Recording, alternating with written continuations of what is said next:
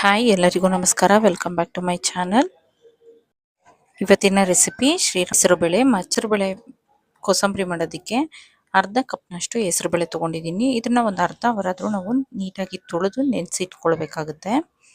ಒಂದು 2ರಿಂದ 3 ಸಾರಿ ತೊಳ್ಕೊಳ್ಳಿ. ಒಂದು ಅರ್ಧ ಅವರ್ ನೆನೆಸಿಟ್ಕೊಳ್ಳಿ.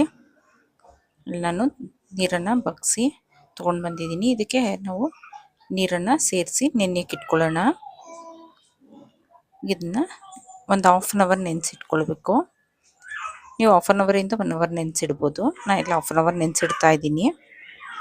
ಈಗ ನೋಡಿ ಇದು ಪೂರ್ತಿ ನೆಂದಿದೆ. ನಾನು ಇದನ್ನು ಈಗ ನೀರನ್ನು ಸೋಸಿ ತೆಗೆದಿಟ್ಕೊಳ್ತಾ ಇದ್ದೀನಿ. ಇಲ್ಲಿ ಸೌತೆಕಾಯಿನ ನಾನು ಸಿಪ್ಪೆ ತೆಗೆದು ಹೆಚ್ಚಿ ಇಟ್ಕೊಂಡಿದ್ದೀನಿ.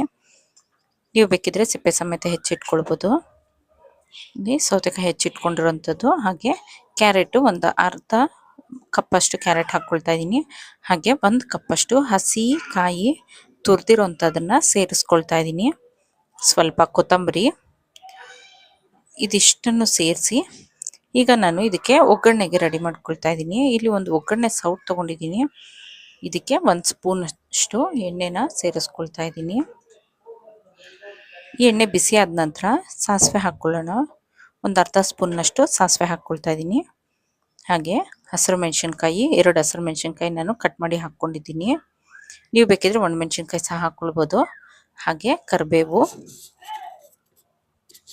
ಇದಿಷ್ಟನ್ನು ಸೇರಿಸ್ಕೊಳ್ಳೋಣ. ಹಾಗೆ ಮೆಣಸು ಒಂದು 10 ಮೆಣಸು ಕಾಳುಮೆಣಸು ಕುಟ್ಟಿ ಪುಡಿ ಮಾಡಿ ಹಾಕ್ಕೊಂಡಿದ್ದೀನಿ. ಹಾಗೆ ಒಗ್ಗರಣೆ ಸೇರಿಸಿ ಈಗ ರುಚಿಗೆ ಎಷ್ಟು ಬೇಕಷ್ಟು ಉಪ್ಪನ್ನು ಸೇರಿಸ್ಕೊಳ್ತಾ ಇದ್ದೀನಿ.